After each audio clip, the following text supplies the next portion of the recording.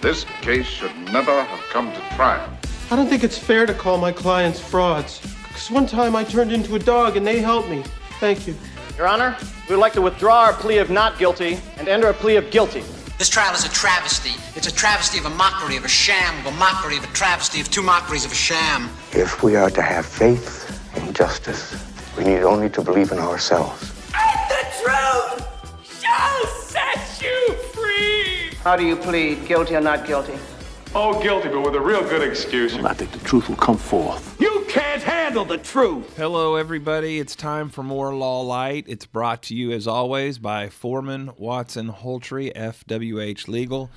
We are experiencing yet another autumn-like weather outside, PJ. It's chilly. Yeah. And, you know, just when you think we've climbed the hill and we're not going to have any more chilly days, a couple of chillies, it's supposed to get down to 44 tonight. Oh, is it really? Oh, yeah. It's going to be chilly, man. Time for the campfire. I love that, All to right. be honest with you. But we are at 530 Frederick Street at the high-rise white brick edifice, Yes. and it is time for more Law Light.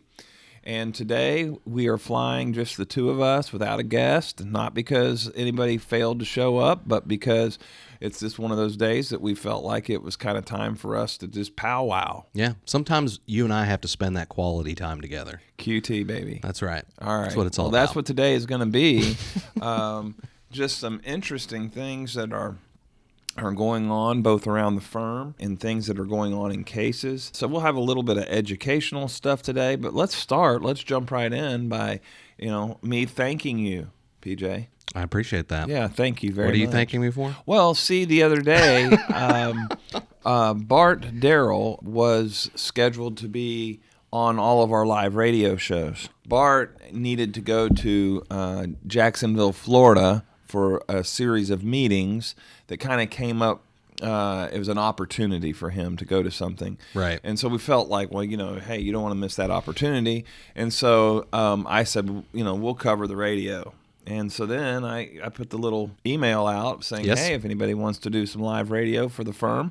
And, man, you stepped right up, put the batter's helmet on, and said, let me go hit, coach. I saw the email. I didn't see anybody responding, and it had already, I kind of figured, I'm like, well, I'm the co-host of the podcast, so I'm probably the most likely candidate to go do some radio stuff. You're a natural. Everybody says you're what makes the podcast go. So, I mean, Well, I don't know. I wouldn't know about that. Oh, I think it's true. I think that if it was, the podcast could survive a lot longer without me than it would you. Everybody talks about PJ being incredible on the podcast and that you make them laugh. And Well, that I you're appreciate the that. glue that holds the horse together. No, wait, the glue that holds the show together. Right. Right, because horses become glue, right? I think so. Well, Yeah. the pieces of the horse. Pieces at of least, the horse become glue. I think the rest is just used for Other things. hot dog stuffing. And Chinese food. Yes. Okay, so I love Chinese food, by the way. let's talk about how I know you've been on, because of your filmmaking, you're on radio and you Yes. sometimes TV and sometimes in the newspaper.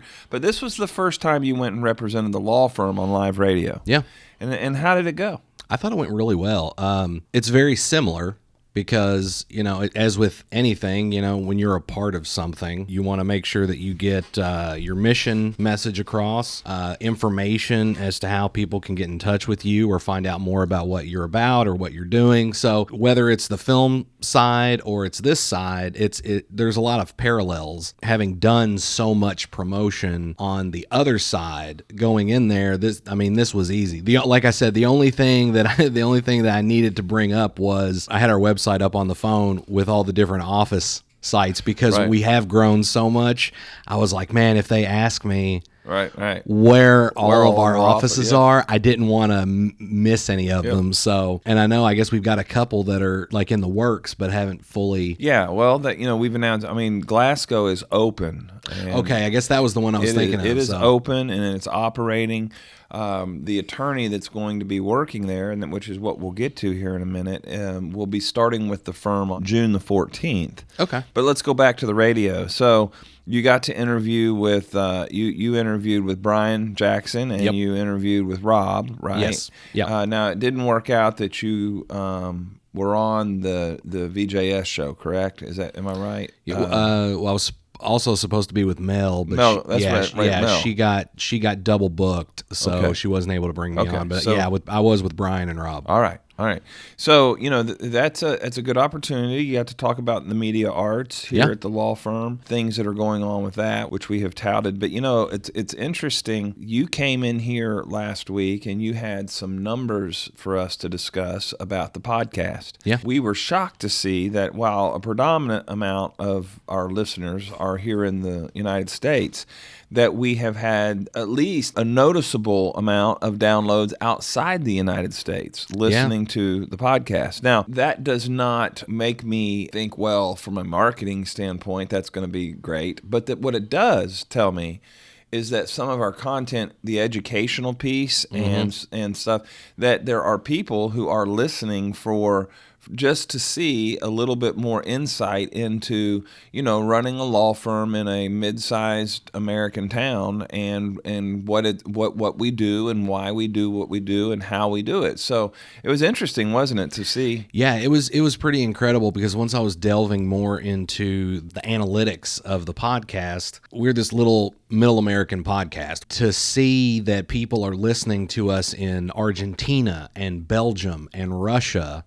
I was very shocked. Right. I mean, like you said, the United States stuff, I wasn't shocked. Canada, I wasn't so much shocked, since we're neighbors and everything. But seeing some of these numbers from places much further away across the pond, that was really kind of surprising. So, and ironically, I'm not really sure why, but Belgium was one of the highest in the numbers. Maybe we had an episode about waffles, maybe. Oh, well, I don't know. I don't know, but it is interesting, and we've been able to. And one of the things that was confirmed for us is, first of all, our second year, we have gotten a lot more original downloads. Yes, we have. And we have seen that our guests are helping that tremendously by them publicizing it on their social media. We're going to continue to bring guests on the show. An idea that we are trying to kind of nail down is to bring a past client or two onto the show to talk about their experience here at FWH and the highs and lows of that relationship of being a client here. So we got some exciting things planned. We looked at what the 1-year anniversary would be for the Street Brawl Showdown version 2, right? And that's going to be in October. And you come up with that. So it's October. So it's a ways away. Plenty of time to plan. Plenty of time to plan that. And then, of course, beginning December 1, or I guess the first podcast after Thanksgiving, we will start with the Christmas movie. And the good thing about that is that the winner from last year, Christmas Vacation, does not get to re-enter because it's in the Hall of Fame. It's in the Hall of Fame. That's right. That will make for an interesting version 2 of. Now there's always Christmas Vacation 2. Well, and we can put that in there, but you're the one. I think you had to field all the grief about certain movies that were excluded. So Well, what's funny is since then I've watched several movies. Some I hadn't seen in a while, and others I'd never seen. I didn't realize that Rambo, the first Rambo, took place during Christmas time. My dad and I watched all those Rambo movies, but it's been years ago. It seems like I recall that now that you said the whole ending sequence where it's him versus Brian Dennehy in the town. Everything's decked out with Christmas decorations, and I was sitting there watching it. And the whole third act is very Christmas heavy. Now it's not Christmas themed. There's a lot of decorations and things everywhere. Everything you're seeing, everything that's exploding is decorated for Christmas. And I started thinking, I wonder if this makes Rambo a Christmas movie then. I think you would definitely get some argument about that. Oh, absolutely. Based on Die Hard getting it. Oh, yeah. I mean, if Die Hard's going to get the argument, then Rambo will. Oh, yeah. Well, Steel Magnolias even has a whole Christmas sequence. Sure. Well, it's up to you to put together. Just remember, if you exclude some of the great ones, we're going to hear a bunch of noise. This story will be who will join Christmas Vacation in the Christmas Movie Hall of Fame based upon our Christmas movie bracket that'll be coming up in December. But we have a lot going on that other things I want to get to. And so it's time to announce that the law firm has hired a new lawyer. Yesterday, I sent out a thing about health insurance, and one of the things said, and we have somebody new that will be joining us. Right. All right. Okay. Well, I mean, my phone started ringing and emails, texts. Who's this, who? What's blah, blah, blah. But yeah, we're gonna hire a guy. His name is James Wilson, not James Watson. Right. James Wilson, but he goes by Jimmy. And Jimmy has been working for Judge McCown, who is a district judge that serves several counties here in this region. Jimmy has been working as the staff attorney for Judge McCown. Judge McCown is a family law judge. The firm recognized that we needed to get a young attorney that would be more in the Bowling Green, Ohio County, over to Barron County, kind of that triangle, right, to help Holly, because here we have Davin, and Davin helps me and Tyler a lot, and John kind of is his own type of, he does one type of law, so he kind of has that for the whole firm. Well, Holly doesn't really have that younger lawyer that's coming up underneath her to learn and to do that practice. So Jimmy's going to be working out of the Bowling Green office, will be supervised by Bart Darrell and Holly Lindsay, and his focus is going to be on family law, but he will be doing a little bit of everything. Okay. Media Arts needs to start getting fired up on this guy. I'll give you a copy of his resume, and we're going to get him over here, a day or two. Photos of him. Yep, we're going to do all that. Sounds good. But a little bit about Jimmy, just so people know, when we look at this, he is in the Kentucky Bar Association Young Lawyers Division, which is interesting. That means he wants to associate with other lawyers and learn from other lawyers. A lot of the young lawyers' curriculum for the Kentucky Bar Association is excellent because it prepares them for kind of what lies ahead in the practice of law. Right. He's a graduate of the University of Kentucky College of Law, which is amazing that we hired him based upon that. He got his JD in May of 2017 as Juris Doctor. While he was at the University of Kentucky, this is really something that sparked my attention. He was in the trial advocacy interstate team to study trial advocacy when you're in law school on top of your typical law school classes. That is to me, something impressive about his background. Right. He also was in the Central Kentucky American Inn of Court, again, another trial advocacy type focus. So he certainly had a great college law school experience. Before that, he graduated from the University of Kentucky with a Bachelor of Arts in Political Science and History. He's been working since 2019 as a staff attorney, like I said, over in Ohio County, Butler County, Hancock County, and Edmonson County. I'm looking forward to bringing him on, and everybody getting to know him, but I think it's another step in the right direction. One of the things I wanted to kind of round our show off with is the importance of young lawyers in law firms, okay? Right. We've never talked about this, and I thought it would be something interesting. We've never really talked about law school much. I've told a few stories from law school. Yeah. In fact, I get the opportunity Monday to mediate a case when the attorney on the other side is a law school classmate of mine. We had a very talented law school class. We had a lot of people that have gone on to do incredible things. In law school, there's several things that they want to accomplish. Number one is to kill you by reading. You read more than you can imagine. I mean, I remember getting my first reading assignment for law school, and it was like over 900 pages. And I was like, I'm not going to make this. Holy crap. Yeah, because you had three basic core courses, contracts, you had property, and you had torts. And the first reading in it was like 200 to 300 pages for each class. And then you have civil procedure on top of that. It was a lot of reading. And the reason that they're having you read is you read cases. And then the law school professors will say, well, what if, based upon how the court held, what if we change this fact? And what if we change this fact? And use the analysis of the court. And they see if you can start to think analytically from a legal perspective. They also, one of the big things is kind of creating a new way of thinking for you in law school. It's to think about the elements of a cause of action and how to prove that, how to defend that, and the mechanism for doing that. The second big thing that law school teaches you is how to research. When I went to law school, this is going to date me and I'm going to sound like a dinosaur, but we were still doing every bit of our research the first 2 years of law school by books. It was all done through a system of digests, and you would start your research through those digests, and then there was key numbers, and then you would find cases about your topic that way, and there was volumes and volumes and volumes of books. Now those books are still being published, but nobody is using that system for research anymore, because in my third year of law school, my last year of law school, Right. this new thing came up. It's called Westlaw, and it was a method for researching online, and it was an electronic research database. And Right. that, as you can imagine, has just continued to get better and better and better and better and better. Researching, we have what's called Westlaw Edge right now here at the law firm.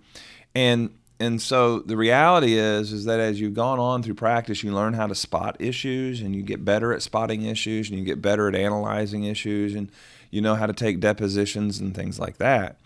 But what you don't stay sharp on is the research and that kind of thing. And so it's very important, at least in our firm, that we have some young lawyers who have stayed on top of the best way to research and to Right. look into cases and pull cases and statutes and regulations to us. We can spot the issue, but we need that issue researched. And so one of the big roles that young lawyers take on is that they research. They're good at researching, and Davin's excellent at it, and John's good at it, and so that's why it's important to have young lawyers. It's also important for the health of the firm, because there's a lot of things. They're little cases that need to be addressed to help people, but they're not always real profitable, and the partners they're focused on the bigger cases and the cases that are going to help financially with the law firm. But you have to have those little cases addressed if you want to maintain credibility in the community. We want people at Foreman Watson Holtry to think of us as their lawyer, and if we help them with a will, and then 3 years from now something catastrophic happens, we want them to think of us as their lawyer. Well, to really be in that position and be competitive at doing that, you have to have young lawyers that can handle a lot of that work. So as we look at the business plan, which you and I have discussed before, Yeah.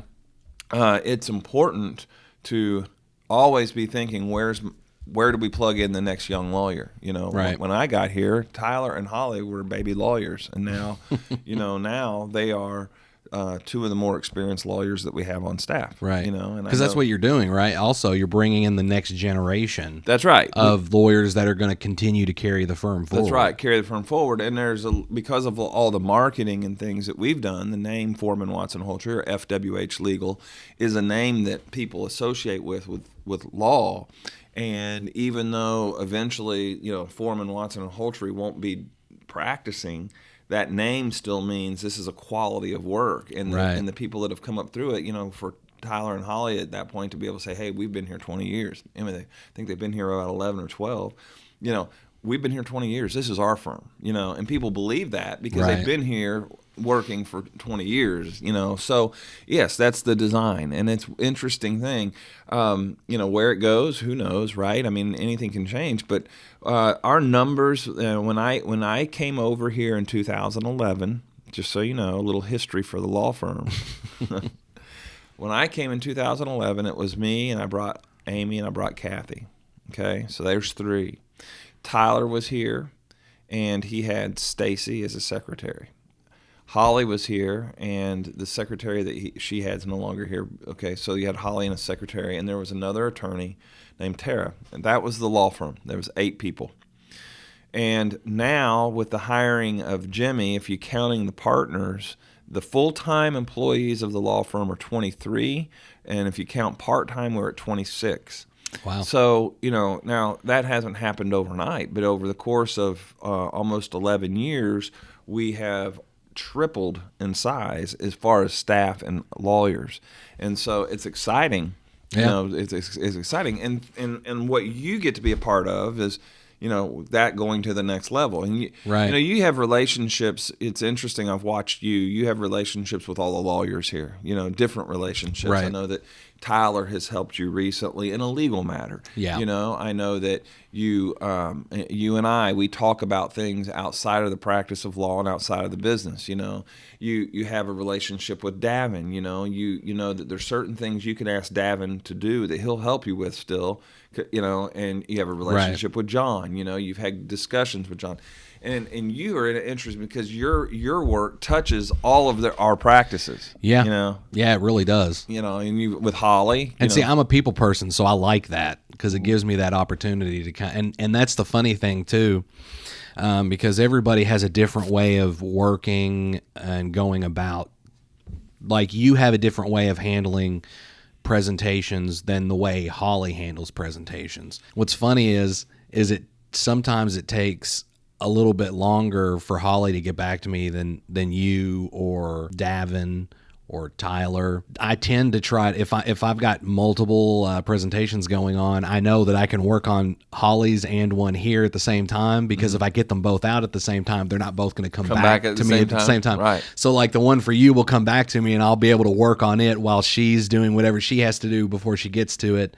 And then by the time I've got yours ready to go, she'll be coming back at me with hers. So well, and that's interesting you mentioned that. A lot of the reason for that is that Holly is immensely overworked. Oh, yeah. Her caseload, her responsibilities as being the managing partner of the Ohio County office, she's just got a lot going on. And that's one of the reasons we had to get Jimmy here. We had to get a young lawyer in to help take some of that from Holly. And we didn't want to hire somebody right out of law school because when you hire somebody right out of law school, while they are on top of their research game, the real day in, day out practicing of law, it takes 2 years to get somebody on board for that, and so 2 or 3 years. So, that's one of the reasons is because Holly just has so many irons in the fire, and we're trying to take some of that off of her. It'll be a gradual process, One of the bad things about lawyers is we don't say no very often. I mean, we really don't. We take on more and more. I was sitting at a dinner the other night, and somebody asked me if I would consider being on the court-appointed list to help with guardian ad litem cases. That's something I did right out of law school. I was on a list, and I had to do it. Okay. Right. Now, what is that exactly? So it's like when kids are either dependent on somebody else for help because mom and dad can't give it, they're neglected, or they're abused. It's called dependency, neglect, and abuse, DNA cases. Okay. And basically, if somebody reported you for thinking that you were not meeting all the needs of your two boys, all right, there would be an investigation.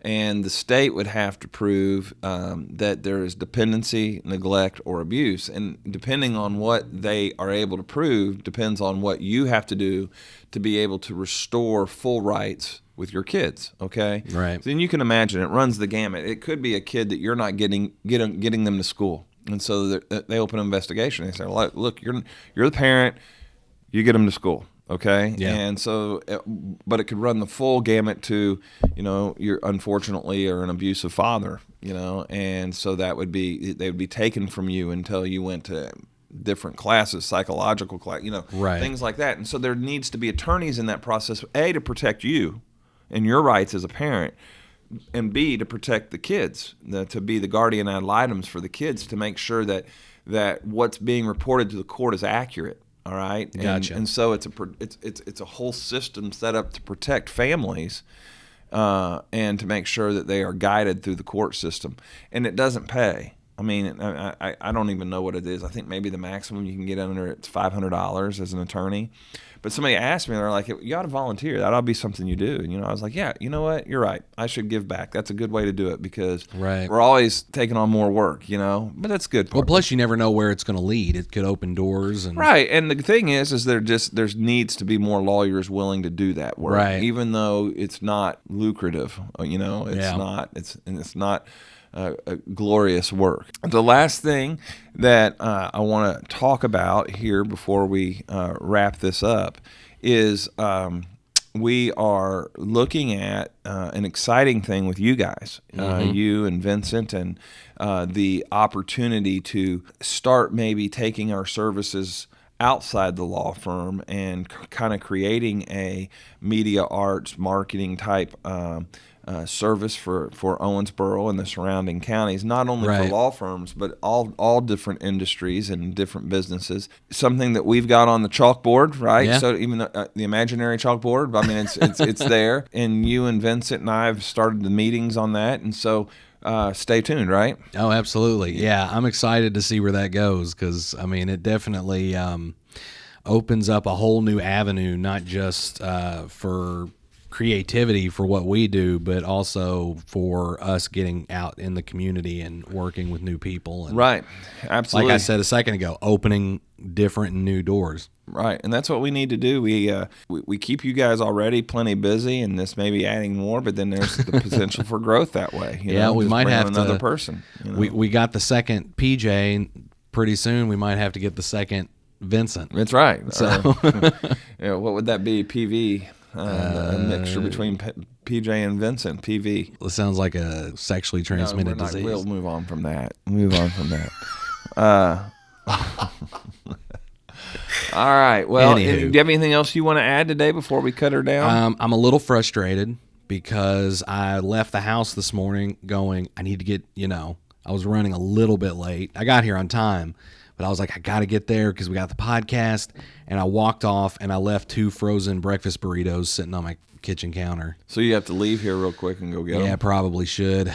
I'm in a position right now where even every penny counts. That's right. Including breakfast burritos. Well, what we'll do is we will cut this podcast short so that you can get your cool. It's really not that short. breakfast burritos. Those are important. You go get them.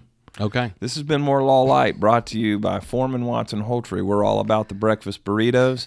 Check us out on fwhlegal.com and all of our platforms of social media, Facebook, YouTube, Instagram, Twitter. Who else? I don't even know what else we have. Not Grindr. No, PJ. Goodbye, y'all. This case should never have come to trial. I don't think it's fair to call my clients frauds. Because one time I turned into a dog and they helped me. Thank you. Your Honor, we would like to withdraw our plea of not guilty and enter a plea of guilty. This trial is a travesty. It's a travesty of a mockery, of a sham, of a mockery, of a travesty, of 2 mockeries of a sham. If we are to have faith in justice, we need only to believe in ourselves. And the truth shall set you free! How do you plead, guilty or not guilty? Oh, guilty, but with a real good excuse. I think the truth will come forth. You can't handle the truth!